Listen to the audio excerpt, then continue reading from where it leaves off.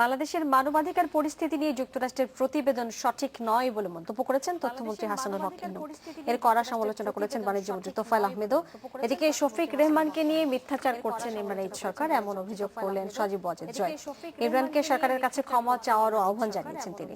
অন্যদিকে তৃতীয় দফা ইউনিয়ন পরিষদ নির্বাচনের আচরণবিধি লঙ্ঘন এবং ভোটারদের হুমকি দেওয়ার অভিযোগ উঠেছে প্রার্থীদের বিরুদ্ধে। বলছিলাম রোববারের গুরুত্বপূর্ণ খবরের কিছু অংশ। আপনারা দেখছেন বাংলাদেশ এখন, আপনাদের সাথে আছি আমি মাহমুদা ভৌমিতা। আমরা আজকে কথা বলতে স্টুডিওতে আমন্ত্রণ জানিয়েছি আইন ও সালিশ কেন্দ্রের পরিচালক নূর খান, সাথে রয়েছেন এবি নিউজ 24.com এর প্রধান সম্পাদক সুভাষ সিংহ রায় এবং সেই সাথে রয়েছেন ঢাকা রিপোর্টার্স ইউনিটির সাবেক সাধারণ সম্পাদক এরিয়াস খান। আপনাদের সবাইকে স্বাগত জানাচ্ছি। আপনারা শুনছিলেন যে আজকে মার্কিন পররাষ্ট্র দপ্তর থেকে আসলে যে প্রতিবেদনটি দেওয়া হয়েছে সেটি সম্পর্কে আমি যদি একটু বলি, সেখানে মূল আসলে এমফাসিস দেওয়া হয়েছে সমস্যাগুলো, যেগুলোর মধ্যে বলা হচ্ছে যে বিচার বহির্ভূত হত্যাকাণ্ড, গুম ও ব্লগার হত্যাকাণ্ড, গণমাধ্যম ও মত প্রকাশের উপর কিছু বিধিনিষেধ। সবচেয়ে গুরুত্বপূর্ণ সমস্যা হিসেবে বলা হয়েছে বিচার বহির্ভূত হত্যাকাণ্ড। আবার এদিকে দেখেন তথ্যমন্ত্রী কিন্তু দাবি করেছেন যে মত প্রকাশের স্বাধীনতা অক্ষুণ্ণ আছে। এই প্রতিবেদন বলা হচ্ছে মন গড়া, তাদের পক্ষ থেকে বলা হয়েছে। নূর ভাই, আপনি কি এটার সাথে একমত কিনা? আসলে প্রতি বছরই এরকম প্রতিবেদন প্রকাশিত হয় মার্কিন পররাষ্ট্র দপ্তর থেকে, যেমন বা বাংলাদেশের বিভিন্ন মানবাধিকার সংগঠনও বিভিন্ন সময় প্রতি বছর একটা সার্বিক পরিস্থিতি বিশ্লেষণ করে একটা প্রতিবেদন প্রকাশ করে। আমরা যখন যিনি সরকারে থাকেন, ক্ষমতায় থাকেন, আমরা অধিকাংশ ক্ষেত্রেই দেখি যেটি অগ্রহণযোগ্য, তারপরে বস্তুনিষ্ঠ সংবাদ নেই, এই ধরনের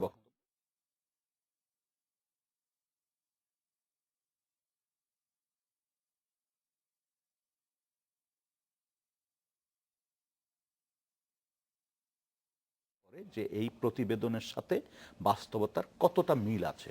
কারণ প্রতিদিন আমাদের এখানে ক্রস ফায়ারের নামে হত্যাকাণ্ডের বিষয়ে কোড অ্যান্ড কোড আসছে, আমাদের এখানে গুমের ব্যাপারটা এসছে, এবং গুমের ব্যাপারটা অনেকটাই আজকে প্রতিষ্ঠিত যে এটার সাথে আইন শৃঙ্খলা রক্ষাকারী বাহিনীর কতিপয় সদস্য বা বাহিনী প্রতিষ্ঠিত যে এটার সাথে আইন শৃঙ্খলা রক্ষাকারী বাহিনীর কতিপয় সদস্য বা বাহিনী প্রতিষ্ঠিত যে এটার সাথে আইন শৃঙ্খলা রক্ষাকারী বাহিনীর কতিপয় সদস্য বা বাহিনী প্রতিষ্ঠিত যে এটার সাথে আইন শৃঙ্খলা রক্ষাকারী বাহিনীর কতিপয় সদস্য বা বাহিনী। তারপরে ধরেন যে মত প্রকাশের স্বাধীনতার বিষয়ে যে প্রসঙ্গগুলো এসছে, এই প্রসঙ্গগুলো কিন্তু আমরাও আমাদের আমি আপনার সাথে একটু যুক্ত করে আমি প্রশ্নে আবার ফেরত আসি। আপনারা গত 2015-তে এই বাংলাদেশকে মানবাধিকার পরিস্থিতির ক্ষেত্রে আপনারা উদ্বেগজনক বলেছেন, সেটা হচ্ছে বিচারহীনতার সংস্কৃতির কারণে আপনারা বলেছেন। বিচারহীনতার সংস্কৃতির কথা বলেছি, ভয়ের সংস্কৃতির কথা বলেছেন। মূলত আপনারা বিচারহীনতার সংস্কৃতিকে আপনারা দায়ী করেছেন এবং আপনারা এটাও বলেছেন যে ন্যায় বিচার পাওয়ার প্রত্যাশায় জনগণের মনে দোদুল্যমানতা দেখা দিয়েছে। সেক্ষেত্রে আমি এই প্রসঙ্গে আসতে চাই যে এই যে প্রতিবেদনটি দেওয়া হয়েছে, আপনারা ওটি বলেছেন, আসলে বাংলাদেশের মানবাধিকার পরিস্থিতিটা আসলে কি? বাংলাদেশের মানবাধিকার পরিস্থিতি যদি আমরা এক বাক্যে বলতে চাই, তাহলে এটা শুধু উদ্বেগ না, এটা শুধু আশঙ্কার বিষয় না, এটা গভীর ক্ষত সমাজে সৃষ্টি করেছে। এবং এটি এমন একটি ক্ষত যে এই ক্ষতটি স্বাভাবিক নিয়মে কিন্তু নিরাময়যোগ্য না। মানে প্রতিবেদনটির সাথে আপনি একমত? আমি প্রতিবেদনের সাথে আমার অংশে, মানে আমরা যে প্রতিদিন যে ঘটনাগুলো দেখছি তার অধিকাংশই এই প্রতিবেদনে লক্ষ্য করছি। সুভাষ, আপনার কাছে আসতে চাই, মানে বাংলাদেশে যে মানবাধিকার পরিস্থিতি নিয়ে উনি একমত হয়েছেন, আপনি কি বলবেন? আসলে বাংলাদেশে মানবাধিকার পরিস্থিতি কি হুমকির মুখে? উনি একমত হয়েছেন, আপনি কি বলবেন? শরৎচন্দ্র চট্টোপাধ্যায়ের একটা উপন্যাস আছে পথের দাবি, তার একটা খুব চমৎকার লাইন যে সত্য কথা অপ্রিয় হয়। এটা যেমন সত্য, আবার সব অপ্রিয় কথা সত্য নয়। এটা যেমন সত্য, আমি আপনার একটু বুঝিয়ে বলি অল্প কথায়। মার্কিন যুক্তরাষ্ট্রে এই এপ্রিল মাসে 30 জন খুন হয়েছে। যেমন সত্য, আমি আপনার একটু বুঝিয়ে বলি অল্প কথায়। মার্কিন যুক্তরাষ্ট্রে এই এপ্রিল মাসে 30 জন খুন হয়েছে। এই এপ্রিল মাসে 2016 শুরু থেকে এই পর্যন্ত সংখ্যাটা প্রায় 293। শুরু থেকে এই পর্যন্ত 2015 ডিসেম্বরে 109 জন মারা গেছে। গোটা 15 এর সংখ্যা ছিল 1207, 14তে সংখ্যা ছিল 626, 13তে সংখ্যা ছিল 500, 12তে সংখ্যা ছিল 602, আর প্রতি বছর যুক্তরাষ্ট্রে এখন খুন হচ্ছে গড়ে সংখ্যায় 500-র উপরে। সেটা তো মার্কিন যুক্তরাষ্ট্রে। হ্যাঁ, বাংলাদেশের পরিস্থিতির কথা আপনি কি বলবেন? না সেই মার্কিন যুক্তরাষ্ট্রের হ্যাঁ, সেটিকে নিয়ে তো আসলে- জন কেরিরা যদি বাংলাদেশের প্রসঙ্গে বলতে চায়, তাহলে আপনাকে বলি, শিকাগো নামে একটি ওদের শহর আছে, সেই শিকাগোতে পুলিশের হাতে মার্ডার রেট হচ্ছে 72%। না, আজকে বাণিজ্য মন্ত্রী ও তোফায়েল আহমেদও বলেছেন যে যারা আমাদেরকে নির্ধারণ করছেন তাদের অবস্থান নিয়ে আসলে তিনি প্রশ্ন তুলেছেন, আপনি যেটা বলছেন। কিন্তু আমার এবং প্রশ্ন পুলিশ সরাসরি গুলি করছে, তার হিসাব হচ্ছে 88%। আমার সামনে ডকুমেন্ট নিয়ে বলছি আমি। আচ্ছা, আমি কিন্তু মানে মন গড়া কোনো কথা বলছি না। এই যে 17 এপ্রিল আমরা পার করলাম গতকাল, 17 এপ্রিল আপনি 1971 সালে হিসেব দেখুন তো, তারা রিপোর্ট কি দিয়েছিল এই মার্কিন যুক্তরাষ্ট্র। কারণ কি মার্কিন যুক্তরাষ্ট্র? আমি যদি ধরলাম যে আপনি কি মানে ডিফার করছেন যে তারা আসলে মন গড়া বক্তব্য দিয়েছে, আপনি কি একমত? মন গড়া বলছি না আমি, যে তারা যে সবক দেয়, তারাই তো পৃথিবীটাকে ধ্বংস করেছে। আচ্ছা সুভাষ দা, ছবক কেন দিচ্ছে আমরা? না না, সেই সবক আমি তারা আমরা আমাদের ছোট্ট ধ্বংস একটা করেছে। বিরতি নিতে হচ্ছে, ফিরছি একটু পরে। 40 সেকেন্ডের একটা বিরতি নিয়ে ফিরছি।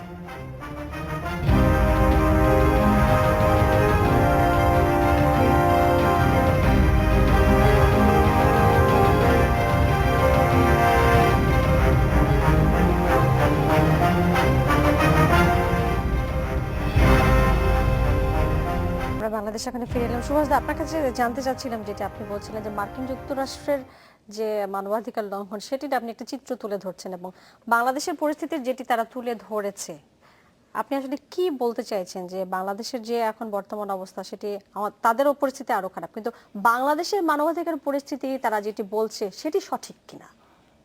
না, আমি তাদের তথ্যের সাথে তুমি একমত না। আমি সবগুলোতেই বললাম যে গার্ডিয়ান পত্রিকার এপ্রিল মাসের 14 তারিখের সংখ্যাটা যে কেউ গুগলসে সার্চ করে দেখতে পারেন, সেখানে দেখবেন তাদের ওই সময়কার হত্যার সংখ্যাগুলো কত, 298টা 2016 সালের। আমার কাছে খুব স্পষ্ট বক্তব্য, এই যে আওয়ামী লীগ তার নির্বাচনী ইস্তেহার দিয়েছিল 2008 সালে, এই ইস্তেহারের যে 5 ধারায় যে উল্লেখ করেছিল যে বিচার বহির্ভূত হত্যাকাণ্ডের বন্ধ করা হবে, সেটা কি হয়েছে? সেইটা নিয়ে আপনি আলোচনা করতে পারেন বিচার বহির্ভূত হত্যাকাণ্ড বন্ধ হয়েছে কিনা। এবং আপনি তো ওই বিজ্ঞানে একটা কথা আছে যে সিগমা, যে আপনি 100টা চেয়ার তৈরি করছেন, কিন্তু 100টা চায়ের কাপ তৈরি করছেন, আপনি কয়টা চা ঠিক কাপ ঠিক মতো তৈরি করতে পারছেন, ভুল কতটা কম হচ্ছে, এটা তো আমাদের লক্ষ্য। আমি তো এখনো মনে করি যে আমাদের যে পরিবেশ পরিস্থিতি, যে ব্যাপার, এই সরকারের একটা কাজ কিন্তু খুব করেছে, যে আইনের শাসন প্রতিষ্ঠার জন্য সে কিন্তু কাজ করে চলেছে। এবং এই যে বঙ্গবন্ধু হত্যার বিচার বলেন, এই যে বাংলাদেশে যুদ্ধ অপরাধীর বিচার বলেন, এবং এই যে বিষয়গুলো একেবারে সম্পূর্ণরূপে ন্যায্যতার ভিত্তিতে কিন্তু সে এই বিচারটি করেছে। আমি একটু ইলিয়াস ভাইয়ের কাছে আসবো এই প্রসঙ্গে, যে এই সরকার যেটা সুভাষ দা বলছিলেন যে প্রতিষ্ঠার জন্য, সুশাসন প্রতিষ্ঠার জন্য আসলে কাজ করে যাচ্ছে, সেটার কোনো নজির আমরা দেখতে পাচ্ছি কিনা আপনার কাছ থেকে জানতে চাইব। সেটি তো আজকে মার্কিন যুক্তরাষ্ট্র রিপোর্ট দিয়েছে। আইনের শাসন যদি থাকে, সেখানে কি বিনা বিচারে মানুষ হত্যা করার কোনো সুযোগ আছে? আমার তো মনে হয় না। প্রতিদিন পত্রিকা খুললে আমরা দেখি, যেমন আজকে একটি পত্রিকা 2টি রিপোর্ট দেখেছি যে তেজগাঁ কলেজে একজন শিক্ষকের খবর নেই 4 মাস ধরে। তারপর ইলিয়াস আলী এবং তার ড্রাইভার, তার ফ্যামিলি আশা করছেন যে ফিরে আসবেন। এগুলো তো 2-1টা চিত্র, কিন্তু এ ধরনের ঘটনা তো বাংলাদেশে হাজার হাজার ঘটছে। এবং মার্কিন যুক্তরাষ্ট্র যে কথাগুলো বলেছে যে বাংলাদেশে এখন গণমাধ্যমের স্বাধীনতা নেই, তার সর্বশেষ উদাহরণ তো গতকাল আমরা দেখলাম যে শফিক রহমান সাহেবকে গ্রেফতার করা হয়েছে। তার বয়স হচ্ছে 82। শুধু গ্রেফতারই করেনি, তাকে নিয়ে 5 দিনের রিমান্ডে নিয়েছে। এটি কতটা আইনের শাসন, সেটি বাংলাদেশের মানুষ নিঃসন্দেহে। না, শফিক ভাইয়ের প্রসঙ্গটা আমরা একটু পরে আসি। আপনার কাছ থেকে যেটা জানতে চাইছিলাম, এখানে আরেকটি বিষয় কিন্তু বলা হয়েছে, গণমাধ্যমের কথা বলা হয়েছে, যে গণমাধ্যম সরকারের সমালোচনা, যারা যেই গণমাধ্যম সরকারের সমালোচনা করছে তারা চাপে রয়েছে। সেটা ডেইলি স্টার দিয়ে আমরা দেখলাম, সেটি তো আমরা ডেইলি স্টার দিয়ে দেখলাম যে একজন সম্পাদক তিনি সততা দেখিয়ে স্বীকারোক্তি দিয়েছেন যে আমি কিছু ভুল রিপোর্ট চাপে ছাপিয়েছিলাম। তার নামে বাংলাদেশের অনেক জায়গায় মামলা করা হয়েছে, 72টা মামলা স্থগিত করা হয়েছে। এটি তো এক ধরনের প্রেশার ক্রিয়েট করা। এবং আমরা অনেক বিষয় আছে যেগুলো আপনাকে চোখে আঙুল দিয়ে দেখানো যাবে না, বাট আমরা কিন্তু জানি যে মিডিয়ার উপর এখন কী ধরনের প্রেশার রয়েছে। আপনি দেখেন যে ভিন্নমত পোষণ করেন বলে আমার দেশ সম্পাদক মাহমুদুর রহমানকে প্রায় 3 বছরের বেশি সময় হয়ে গেছে তাকে গ্রেফতার করে রাখা হয়েছে, পত্রিকাটি বন্ধ করে রাখা হয়েছে। শওকত মাহমুদ তাকে বোমা ছোড়ার মামলায় তিনি জাতীয় প্রেস ক্লাবের সভাপতি ছিলেন, সাধারণ সম্পাদক ছিলেন, তিনি নাকি যাত্রাবাড়ি কোথায় বোমা মেরেছেন। এগুলো দুই একটি ঘটনা দিয়েই তো বোঝা যায় যে রাজনৈতিক প্রেক্ষাপটটা বলছিলেন যে রাজনৈতিক না, তারা তো মিডিয়ার লোক, এই জন্য আমি বললাম যে এটি আসলে যেমন মাহফুজ আনাম সাহেবের বিরুদ্ধে যে মামলা হয়েছে এটি কেন হয়েছে, এটা একটা সিগন্যাল সরকারের বিরুদ্ধে তোমরা কিছু করতে যেও না, সরকারের সমালোচনা এমন কিছু করো না, সরকার বিপদে পড়তে পারে। এবং অত্যন্ত দুর্ভাগ্যজনকভাবে আমি লক্ষ্য করেছি তার বিরুদ্ধে মামলা করার পরে ডেইলি স্টারের চেহারা কিন্তু কিছুটা চেঞ্জ হয়েছে। নিঃসন্দেহে আমরা এক ধরনের বাংলাদেশের কনটেক্সটে ডেইলি স্টারকে আমরা খুব নিরপেক্ষ পত্রিকা বলে ভাবতাম, এখনো ভাবতে চাই, বাট এই ঘটনার পরে কিন্তু এই পত্রিকার চেহারা চেঞ্জ হয়েছে নিঃসন্দেহে। নূর ভাই, আমি এই যে ইলিয়াস ভাইয়ের কথা রেশ ধরে আপনার কাছে আসবো, আমরা আরেকটা বিরতি নিব যে আসলে আমরা যখন সরকারের বিরুদ্ধে কোনো সমালোচনা দেখি সেটি সরকার কিভাবে নেয়, স্বাভাবিকভাবে নেয় নাকি নেতিবাচকভাবে নেয়, সেটি আমরা দেখি বেশিরভাগ সময় আসলে তারা সেটিকে সহজভাবে নিতে চায় না। সেটি এই চর্চাটার মধ্যে কেন পড়ি আমরা এই প্রসঙ্গে আপনার কাছে আসবো। আরেকটা বিরতি নিচ্ছি, আমাদের সাথেই থাকুন।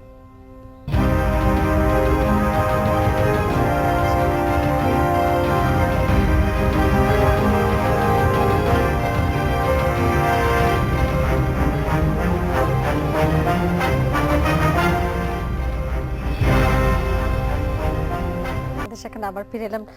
নূর ভাই, আপনার কাছে যেটি জানতে চাচ্ছিলাম, আমি তার সাথে একটু যুক্ত করে নিই যে যখন কোনো সরকার ক্ষমতায় থাকে তার সময়ে, যেমন আমরা যদি প্রতিবেদনটি সম্পর্কে বলি, যে একটা কিছু মন্তব্য হলে বা কোনো একটি বিরোধী কোনো একটি চিত্র তুলে আসলে সেটিকে ধরেন যদি হয়েও থাকে সেটা আমরা স্বীকার করতে চাই না। বিষয়টা এরকম যে আমার সময় সবাই ভালো আছে, এরকম একটি বিষয় কিন্তু আসে।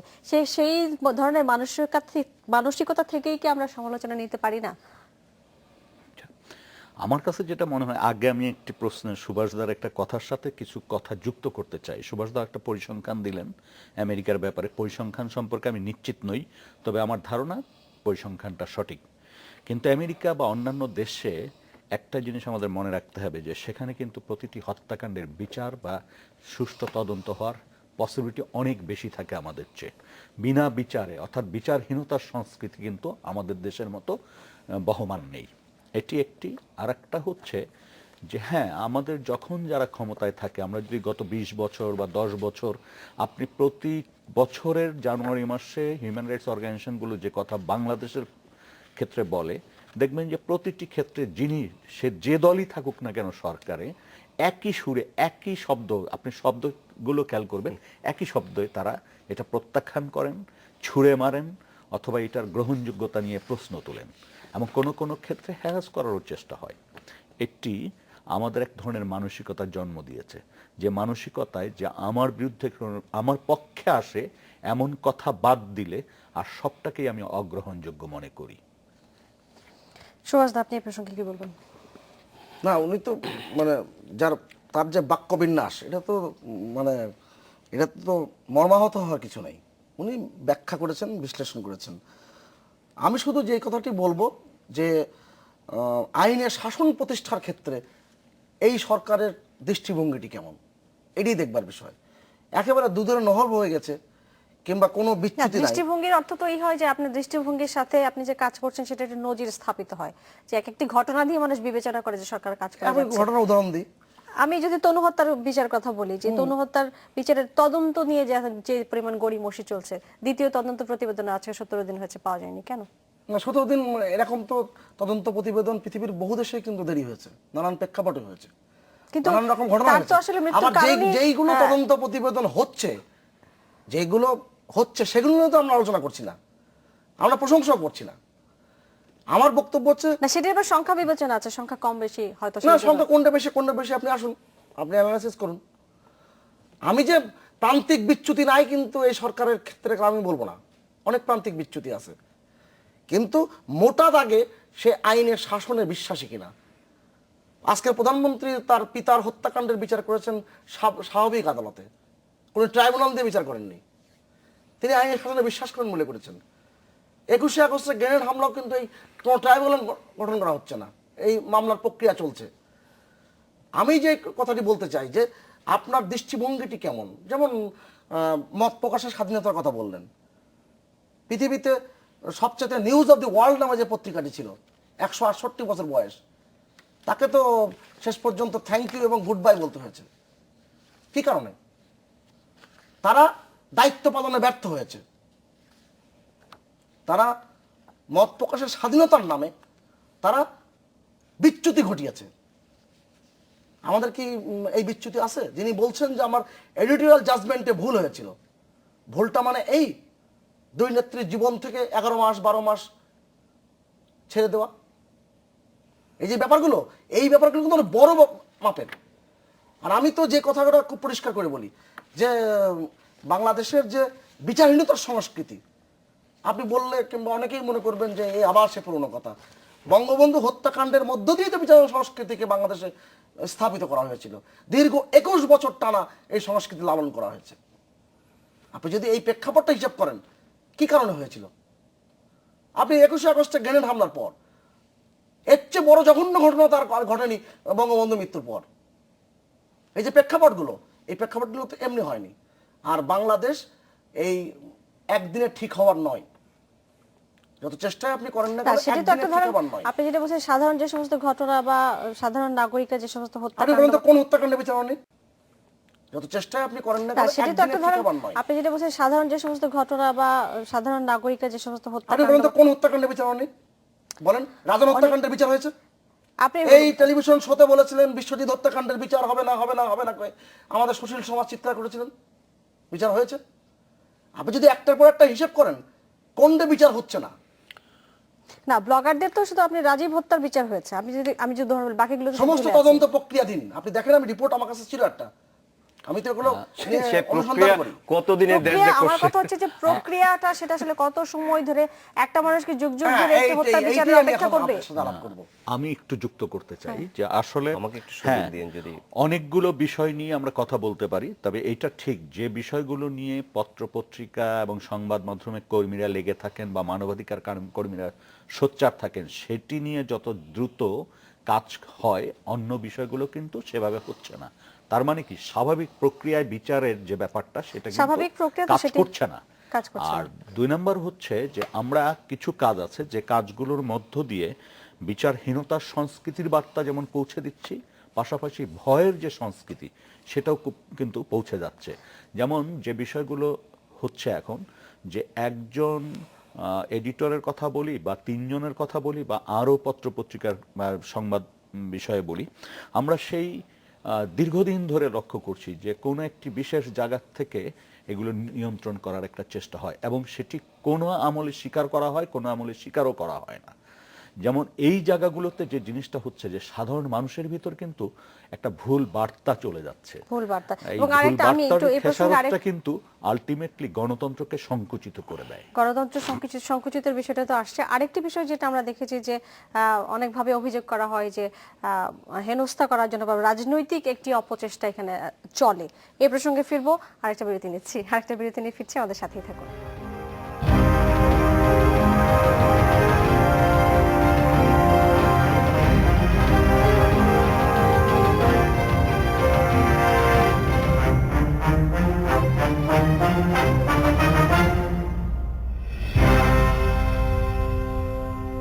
ফিরে এলাম বাংলাদেশ এখনে। আমি নূর ভাইয়ের কথার জের ধরে একটু যেতে চাই যে আমরা রাজনৈতিকভাবে আসলে বিভিন্ন ধরনের হেনস্থার কথা শুনে থাকি। আমরা শফিক রেহমানের বিষয়টিতে যদি আসি, ইলিয়াস ভাই আপনি প্রসঙ্গে কি বলবেন? তাকে আসলে আমি এর আগে একটু যাওয়ার আগে একটা বিষয় দাদা যেটি বললেন যে বিচারহীনতার সংস্কৃতি, বাংলাদেশে এখন কিন্তু একটা নতুন ট্রেন্ড হয়েছে। এইসব রাজনৈতিক হত্যাকাণ্ড বা বিচারহীনতা, আরেকটি যে বিষয়টি এখন খুব আলোচিত হচ্ছে সেটা হচ্ছে বাংলাদেশে লুটপাটের সংস্কৃতি চালু হয়েছে। ব্যাংক লুটপাট হয়েছে, কোনো বিচার হচ্ছে না। শেয়ার বাজার থেকে হাজার হাজার কোটি টাকা নিয়ে যাওয়া হচ্ছে, বিচার হচ্ছে না। অর্থমন্ত্রী বলছেন একটি ব্যাংকের চেয়ারম্যানের বিরুদ্ধে যে তিনি দায়ী বেসিক ব্যাংকে যে লুটপাট হয়েছে। পার্লামেন্টে পর্যন্ত তিনি বলছেন তাকে বিচার আওতায় আনা হবে। কোনো বিচার কি হয়েছে? কোনো বিচার হয়নি। আরেক গতকাল আপনার রিপোর্ট নিশ্চয়ই চোখে পড়েছে, সাভারে যে গার্মেন্টসটি ধসে পড়েছিল, এটা তো এক ধরনের হত্যাকাণ্ড। এত বড় একটি ঘটনা, এত বড় ঘটনা, সেটি যে দায়ী রানা, তার কি কোনো বিচার এখন পর্যন্ত হয়েছে? এর তদন্ত করতে কতদিন লাগবে আমরা জানতে চাই সেটা। আমরা সবাই পত্রিকায় টেলিভিশনের সূত্রে দেখেছি যে সেখানে যে এমপি সাহেব রয়েছেন, এমপি সাহেবের সাথে তার খুব সখ্যতা ছিল এবং সেই ছবিও কিন্তু পত্রিকায় ছাপা হয়েছিল। বিচার তো হচ্ছে না। তারপরে হলমার্ক কেলেঙ্কারির কোনো বিচার কি এখন পর্যন্ত হয়েছে? ওকে, বিচারাধীন, সেটা কতদিন, সেটা তো একটা টাইম ফ্রেম থাকবে যে এতদিন বিচারাধীন থাকতে পারে। না, শফিক রেহমানের বিষয়টাতে যদি আমি আসি যে তাকে যেভাবে গ্রেপ্তার করা হয়েছে, তার বাসায় সাংবাদিক সেজে যাওয়া হয়েছে, এটি চরম নিন্দনীয়। এবং আপনি যখন কারো ইন্টারভিউ সিক করতে যাবেন একজন মন্ত্রীর, আপনি কার্ড দিবেন যে আমি ইন্ডিপেন্ডেন্ট টেলিভিশন থেকে এসেছি, মন্ত্রী বা কোনো রাজনৈতিক নেতা তিনি আগে কনফার্ম হবেন যে আপনি কোনো গোয়েন্দা সংস্থার লোক না সাংবাদিক। এটি তারা নিঃসন্দেহে একটা অন্যায় কাজ করেছেন। কেন করেছেন আমি জানি না। গতকাল একটি টেলিভিশনে আমরা দেখেছি অনেকে একজন বলেছেন যে তারা তো তাদের পরিচয় দিয়ে ঢোকার সুযোগ ছিল, তারা এই কৌশল কেন অবলম্বন করলেন। এবং যে কথাটি কালকে থেকে আলোচিত হচ্ছে, যত আইন কানুন নিয়ম দেখাক, একজন একটি পত্রিকা লিখেছে অশীতিপর বৃদ্ধ সাংবাদিক, আমি সেটা বলতে চাই না, তিনি কিন্তু একজন তরুণ মানুষের মতো। আমরা নিশ্চয়ই সবাই জানি যে বাংলাদেশের আধুনিক সাংবাদিকতা তিনি কিন্তু একজন অন্যতম পথিকৃৎ। আমরা জানি যে স্বৈরাচার এরশাদের বিরুদ্ধে লিখতে গিয়ে তিনি দেশ ছাড়া হয়েছে, তার পত্রিকা বন্ধ হয়েছে। সেই মানুষটিকে এই অপকৌশল করে ধরে নিয়ে গিয়ে 7 দিনের রিমান্ড চাওয়া হয়েছে। কালকে একজন স্যাটার করে বলেছেন যে ওনার তো 100 দিনের রিমান্ড চাওয়া উচিত ছিল, এই কারণে উনি জেলখানায় বসে তার উপর যে ধরনের অত্যাচার, নির্যাতন, মানসিক নির্যাতন করা হচ্ছে সেগুলো লিখবেন। এগুলো দুর্ভাগ্যজনক এবং এক ধরনের অপসংস্কৃতি এবং অপদৃষ্টান্ত। এসব দৃষ্টান্ত কিন্তু গণতন্ত্রের জন্য কখনোই সুবাতাস বয়ে আনবে না। করা হয়েছে সেই প্রক্রিয়াটি নিয়ে আপনি কি বলবেন? এবং তিনি জামিন চেয়েছিলেন কিন্তু তার মতো একজন নাগরিককে জামিন দেওয়া হলো না, তিনি জামিন পেতে পারতেন কিনা? না, জামিন পাওয়ার অধিকার তো সকলেরই আছে, এবং যিনি হত্যা মামলার আসামি তিনিও জামিন পাওয়ার অধিকার রাখে। নূর খান ভাই এখানে আছেন, ভালো বলতে পারবেন, কারণ আমি আইনে কিন্তু বিশেষজ্ঞ না, আইন বিশেষভাবে অজ্ঞই বলতে গেলে। কিন্তু আপনি যদি আলামত নষ্ট না করেন, আপনি যদি জামিনের শর্ত ভঙ্গ না করেন, যে কেউ জামিন পেতে পারে। তা আমি যে বিষয়টি, কারণ আমি অত গভীরে প্রবেশ করব না, আমার কাছে যেটা মনে হয়েছে যে পদ্ধতিগত যে ত্রুটির কথা বললেন, এই ত্রুটিটা না হলেই ভালো হতো। আর একটু আরেকটু স্পষ্ট করে যদি বলতেন, মানে পদ্ধতিগত ত্রুটির কথা বলছেন, এই যে যেই পরিচয় যাওয়া হলো গ্রেপ্তার করার বিষয়, মানে আপনি সেটার সাথে দ্বিমত, মানে এই পদ্ধতিগত ত্রুটিটা না হলে এইভাবে না গেলেই পারতো, না হলে পারতো, এমন কোনো ইয়ে ছিল না। কেননা এটা করতে গেল কেন সেটাও আমার কাছে বোধগম্য না। কিন্তু একটা জিনিস ব্যাপার যে আপনি এই যে বলছেন যে পালিয়ে যাওয়ার ব্যাপারটি, পালিয়ে যাওয়ার কি প্রসঙ্গ আসলো, শফিক রেহমান সাহেব কিন্তু তার সম্পর্কে যে অভিযোগটি বলা হয়েছে তা সেখানে তো সরকারের পক্ষ থেকে 2 ধরনের বক্তব্য আসছে। আইনমন্ত্রী তিনি বলেছেন যে তার বিরুদ্ধে সুস্পষ্ট অভিযোগ আছে, আবার এদিকে স্বরাষ্ট্রমন্ত্রী বলেছেন যে অনুমান করে ধরে নেওয়া হচ্ছে, যে মনে করা হচ্ছে যে তার বিরুদ্ধে অভিযোগ আছে, তিনি যুক্ত থাকতে পারেন। এদিকে আমি একটু সজীব ওয়াজেদ জয়ের একটা স্ট্যাটাস আপনাকে একটু পড়ে শোনাতে চাই এই বিষয়ে। আচ্ছা, সে প্রসঙ্গে পরে আসছি আমি। মানে বঙ্গবন্ধুরকে হত্যাকাণ্ডের পরে তার পরিবারের সদস্যদের হত্যা করার চক্রান্ত তো আজকে নতুন না। অতএব সজীব ওয়াজেদ জয়কে হত্যা করার যে চক্রান্ত, এটা তো প্রমাণিত, আমেরিকাতে এটা প্রমাণিত হয়েছে এবং 3 জন জেলেও আছে। অতএব ওখানে তার জবানবন্দিতে যে কথোপকথন এসেছে এবং জবানবন্দির সূত্র ধরে যে ডকুমেন্টগুলো এসেছে, সেই ডকুমেন্ট নিয়ে পল্টন থানায় মামলা হয়েছে। আমি সেই মামলা তো বিচারাধীন এবং সেই মামলার তাকে নিশ্চয়ই মোকাবেলা করতে হবে। তিনি তো আরেকজন আমাদের প্রিয় শিক্ষকের নাম বলেছিলেন, ওই আমেরিকার যিনি গ্রেপ্তার হয়েছেন, জাসাসের নেতার পুত্র, গুণধর পুত্র, প্রফেসর এমাজউদ্দিন স্যারের নাম বলেছিলেন। প্রফেসর এমাজউদ্দিন স্যার বলেছেন যে আমার পারিবারিক সূত্রে ব্যক্তিগত পরিচয়, তার সাথে আমার আমি পরিচিত, তাকে আমি চিনি, এইটুকুই। কিন্তু এই ব্যাপারে তো শফিক রেহমান কিছু বলেননি।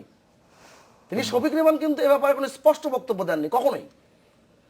আমার বক্তব্য হচ্ছে যে সাংবাদিক, সম্পাদক কেউ তো আইনের ঊর্ধ্বে না। বিএনপির পক্ষ থেকে বলা হচ্ছে যে তাকে প্রতিহিংসা পরায়ণ হয়ে তাকে গ্রেফতার করা হয়েছে। আরে প্রতিহিংসার শিকার তো এই সরকারের লোকজন বঙ্গবন্ধুর মৃত্যুর পর থেকে। কবে প্রতিহিংসার শিকার হননি? বঙ্গবন্ধুর কন্যাকে যদি হুমায়ুন রশিদ চৌধুরী জার্মানির অ্যাম্বাসেডর না থাকতো ওই সময় বঙ্গবন্ধুর মৃত্যুর পর, তাকে তো জার্মানিতে হত্যা করা হয়। 19 বার তার উপরে আক্রমণ হয়েছে। আক্রমণ তো নতুন কিছু না। আপনি দেখাতে পারবেন বিএনপির কোন নেতৃবৃন্দের উপরে কখনো কোনো জায়গায় আক্রমণ হয়েছে? নূর ভাই, আমি একটু এই প্রসঙ্গে আসতে চাই যে যেহেতু শফিক রেহমানের জামিন নিয়ে কথা হয়েছে, তার এই বিষয়গুলো নিয়ে একটু বাড়াবাড়ি হয়েছে, অনেকেই বলছেন যে তিনি জামিন পেতে পারতেন। বিষয়টা না, বিষয়টা হচ্ছে যে পদ্ধতিতে এবং যে মামলা কে কেন্দ্র করে তাকে গ্রেপ্তার করা হয়েছে এবং যে পদ্ধতি ব্যবহার করা হয়েছে সম্ভবত 2013 সালে, আমার ঠিক সালটা মনে নাই, 15ই ডিসেম্বর সাতক্ষীরায় একজন ইউনিয়ন কাউন্সিলের চেয়ারম্যান, কোন একটি বিরোধী রাজনৈতিক দলেরই নেতা হবেন, তাকে এরকম ক্রস ফায়ারে দেওয়ার আগে তাকে ধরার জন্য পরিচয়টা দেওয়া হয়েছিল সাংবাদিকদের, কারণ আমি তার 2 দিন পরে ওই এলাকায় গিয়েছিলাম। এই পরিচয়টা ব্যবহার করা হয়, এই যে পরিচয়টা দেওয়া হয়েছিল এবং তাতে ওই লোকটিকে সামনে নিয়ে এসে পরবর্তীতে সে ক্রস ফায়ারে মারা যায়। তো আমি গতকালকে যখন প্রথম সংবাদটি দেখলাম যে সাংবাদিক পরিচয় দিয়ে ঢোকার চেষ্টা, এটা একটা কৌশল হিসাবে ব্যবহার হয়তো করেছে, যদিও এই প্রসঙ্গে ফিরবো, যেটা কৌশল আবার বিএনপির পক্ষ থেকে বলা হচ্ছে সাংবাদিক বলে আসলে কোন ধরনের কৌশলগত সুযোগ নেওয়ার চেষ্টা হচ্ছে কিনা। ফিরবো, আরেকটা বিরতি নিতে হচ্ছে আমাকে, আরেকটা বিরতি নিয়ে ফিরছি। দর্শক, আরেকটা বিরতি নিচ্ছে, আমাদের সাথেই থাকুন।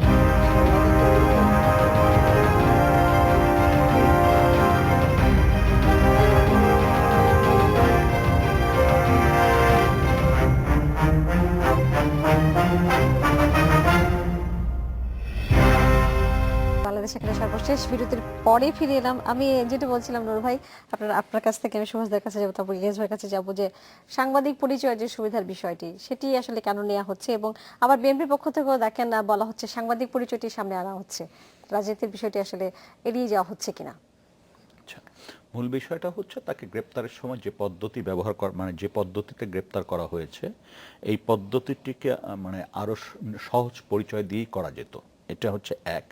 2 নম্বর হচ্ছে যে ঘটনাকে কেন্দ্র করে মামলা, প্রথম জিডি এবং পরবর্তীতে মামলা, এই ঘটনাটি কিন্তু সংগঠিত হওয়ার, মানে এই ঘটনার উদ্ভব হয়েছে কিন্তু অন্য আরেকটি দেশে, আমেরিকায়, এবং সেটা বিচারক সম্পন্ন হয়েছে। আমি জানি না সেখান থেকে কোন সূত্রে কতটা তথ্য উপাত্ত এখানে এসছে এবং সেই জিডি কি করে মামলায় এত না, একটি বিষয় এখানে আছে কিন্তু যখন কোনো সাংবাদিক কারো বাড়িতে যায় তখন তো আগে থেকে অ্যাপয়েন্টমেন্ট করে যায়। না, একটি বিষয় এখানে আছে কিন্তু যখন কোনো সাংবাদিক কারো বাড়িতে যায় তখন তো আগে থেকে অ্যাপয়েন্টমেন্ট করে যায়, বা একটা পূর্ব একটা অ্যাপয়েন্টমেন্ট হয়ে থাকে যে আমি আপনার বাড়িতে যাচ্ছি। না, হঠাৎ তো যেতে পারেন একজন হঠাৎ হয়তো ব্যক্তিগত কারণে যাবে, কিন্তু পার্সোনালি যখন মানে অফিশিয়াল কাজে যখন ওর সাক্ষাৎকার বিষয়ে যখন যায় তখন তো আসলে একটা অ্যাপয়েন্টমেন্ট থাকে না। কৌশলী হয় অনেক সময় সাক্ষাৎ, মানে কৌশলের মাধ্যম কি ওনারা সাংবাদিক কেন নিলেন? ওনারা তো অন্য মাধ্যম। আমি সেটাই বলছি যে সাংবাদিক পরিচয়টা ব্যবহার কেন ব্যবহার করা হয়েছে, কারণ এইটি ব্যবহার করার পিছনে আমার কাছে যেটা মনে হয়েছে, যেহেতু শফিক রহমান সাহেব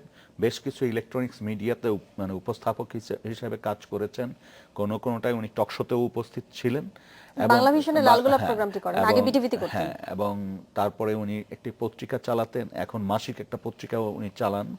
তো খুব স্বাভাবিকভাবেই সাংবাদিকদের একটা যাতায়াত বা যোগাযোগ সেখানে ছিল, এবং সেইটি সহজ, মানে সেইটিকে ব্যবহার করতে পারে, এই কথাটি বলছে কিন্তু তার পরিবার যারা ওই সময় উপস্থিত ছিল। আমরা একটিমাত্র সূত্র থেকে এই জিনিসটা জানতে পেরেছি, এবং সাধারণত এর চেয়ে বেশি সূত্র কিন্তু পাওয়ার সুযোগ নেই এত সকালবেলায়।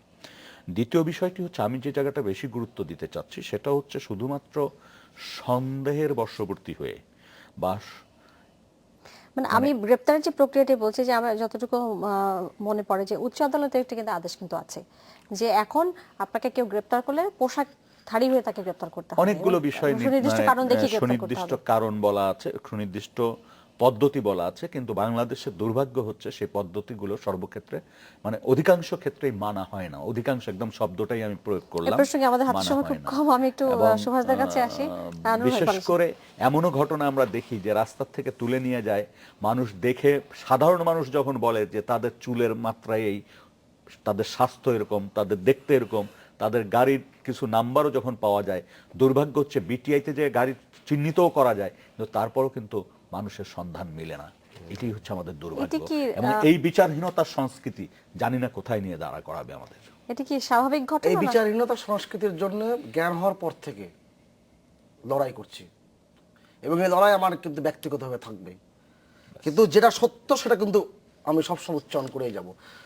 এই সরকারের আমলে গত বছরে 500 জন র্যাব সদস্য কিন্তু বিচারের মুখোমুখি হয়েছে। নূর খান ভাইরা কখনো বলেননি এটা, আমার খুব দুঃখ এটা।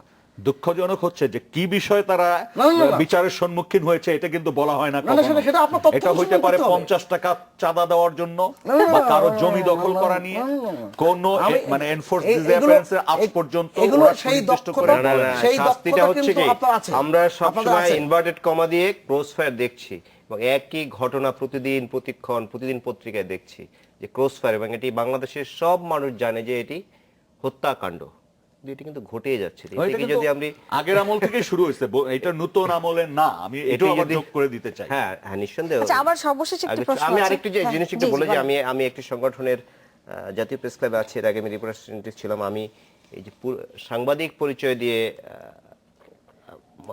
শফিক রেহমান সাহেবকে ধরা হয়েছে, আগামী দিনে আরো কাউকে ধরাতে আমি এর তীব্র নিন্দা ও প্রতিবাদ জানাই।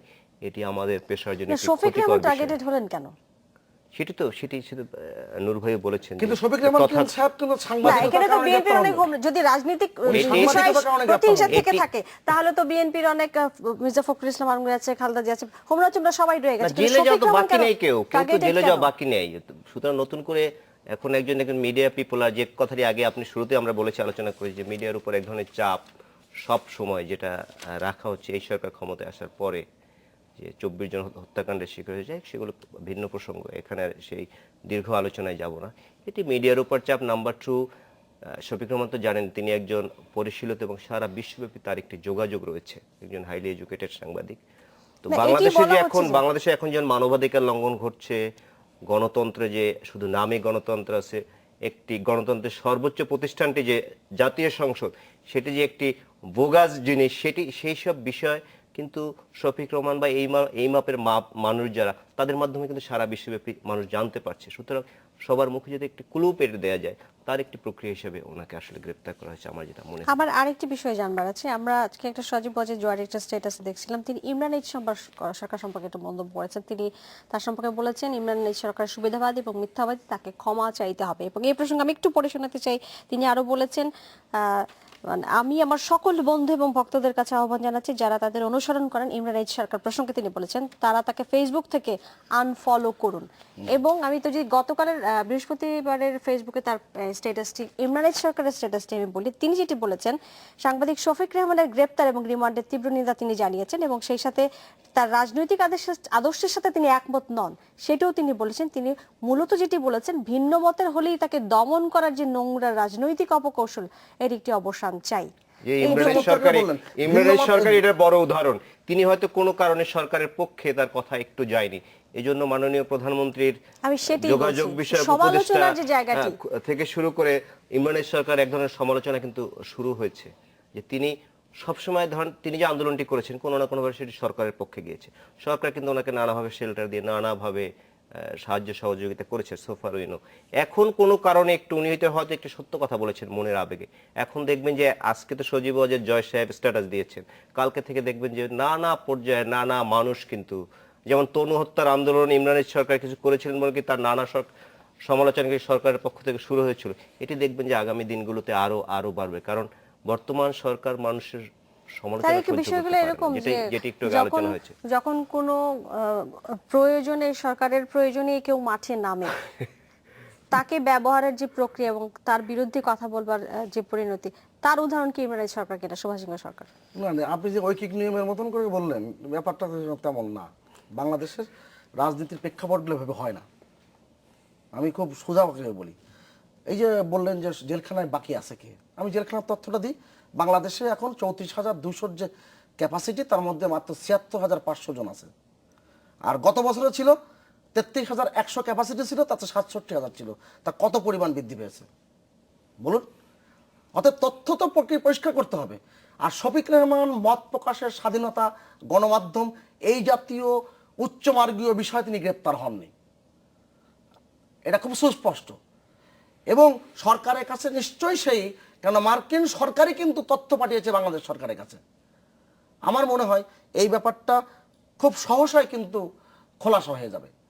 আর আপনি বলছেন গণহত্যার ব্যাপারটি, আরে মার্কিন যুক্তরাষ্ট্রের যে তথ্যের পক্ষে নূর খান ভাই বললেন এতক্ষণ, গায়ের রং কালো বলে মানুষ হত্যা করা হচ্ছে। তো মার্কিন যুক্তরাষ্ট্র হত্যাকাণ্ড না, না, করলে না, বাংলাদেশের সেই কথাগুলো বলছেন। মার্কিন যুক্তরাষ্ট্রের পক্ষে বলিনি, না না, তথ্যের আমি পক্ষে বলছেন। বলেছি ওদের যে কোনো তথ্যই তথ্য- বিশ্বাস করি না, ওদের ও, কোনো তাহলে তথ্যই কোনো শফিক তথ্য না। রহমান সম্পর্কে যেটা দিয়েছেন সেটা বিশ্বাসযোগ্য তাহলে এখন বলেন, যদি দিয়ে থাকেন আপনি উনি। না, না, আগেরটা সমর্থন একই- করলেন। না না সমর্থন আপনি আপনি- আগেরটা সমর্থন আমার করলেন। আমার সর্বশেষ প্রশ্ন যে মার্কিন যুক্তরাষ্ট্রের গ্রহণযোগ্যতা নিয়ে আপনাকে যখন কোনো তথ্য দিচ্ছে আপনি সেটা নিতে পারছেন না, আবার যখন সেটি আপনার শফিক রহমান- দলেরই কেউ বা তার সম্পর্কে তথ্য দিচ্ছে সেটা আপনি নিচ্ছেন কেন? তাহলে ভাইস ভার্সা। তাহলে আপনি দুটো বিষয়ে একজনকে বিশ্বাস করেন কি করে? আমি বিশ্বাসের ব্যাপার না, আমি বলছি কি যে আপনারা হঠাৎ করে কে বললো, কেয়ারটেকার বললেন, কে বললেন, তার ফ্যামিলির লোক বলেছেন। এই যে সত্য যাচাইয়ের বিষয় নেই, আছে কিনা নিশ্চয় খুঁজে বের করুন। এবং বাংলাদেশে বললেন যে অধিকাংশই মানা হচ্ছে না, আমি তো মনে করি অধিকাংশ মানা হয়, কোনো কোনো ক্ষেত্রে ব্যত্যয় ঘটে। এই বিচ্যুতি হবে, আমি কি আমার ভাষায় বলি প্রান্তিক বিচ্যুতি। গণমাধ্যমের স্বাধীনতার জন্য ইলিয়াস ভাইরা গত 7 বছরে যেভাবে সরকারের বিরুদ্ধে কারণে অকারণে কথা বলেছেন, পৃথিবীর কোন দেশে সম্ভব? কোন দেশে সম্ভব এত উন্মুক্ত গণমাধ্যম? কি বাংলাদেশের গণমাধ্যম আচ্ছা, উন্মুক্ত? অবশ্যই আমি উন্মুক্ত একটু কথা গণমাধ্যম। বলতে হ্যাঁ, চাই। দীর্ঘ সর্বশেষ আলোচনার 20 সেকেন্ড জি ভাই বলেন। আচ্ছা, সেটা হচ্ছে দেখেন, ডেইলি স্টারের ব্যাপারে যখন সজীব ওয়াজেদ জয় সাহেব কথা বললেন তখন আমরা দেখলাম এক ধরনের প্রতিযোগিতার মধ্য দিয়ে মামলা তৈরি হচ্ছে। আমার ভয় লাগে যে এই বক্তব্যের পরে না এরকম মামলার কম্পিটিশন শুরু হয়ে যায় এবং যেটি সমাজে একটা ভুল বার্তা দিয়ে দিতে পারে, অর্থাৎ সমাজকে আরো ভীতিকর জায়গায় নিয়ে যেতে পারে। আর আজকে যে কথাটা বললেন, এই আমরা যে কথাগুলো বলি মানবাধিকার কর্মীরা, সেটা কিন্তু কোনো সময় কোনো কালকে বিবেচনা করে না। যখন যিনি সরকার থাকেন তার ভুল ত্রুটিগুলি, তার মানবাধিকার লঙ্ঘনের বিষয়গুলি আমরা তুলে আনার চেষ্টা করি, বলি। এবং আমাদের মনে রাখতে হবে যে আমরা যেমন 21শে আগস্টের কথা বলেছি, আমরা 17ই আগস্টের কথা বলেছি, আমরা এখনো বলি, আমরা আমরা বিএনপি বলবো আমলে এবং সেগুলো সমাধান হোক, সেটাই আমাদের প্রত্যাশা। আমাদের একদম সময় নেই। ধন্যবাদ ইলিয়াস ভাই, সুভাষ দা, আপনাকে সময় দিতে পারছি না। নূর ভাই আমাকে শেষ করতে হচ্ছে। এই ছিল বাংলাদেশ এখন। সবাইকে ধন্যবাদ আমাদের সাথে থাকার জন্য।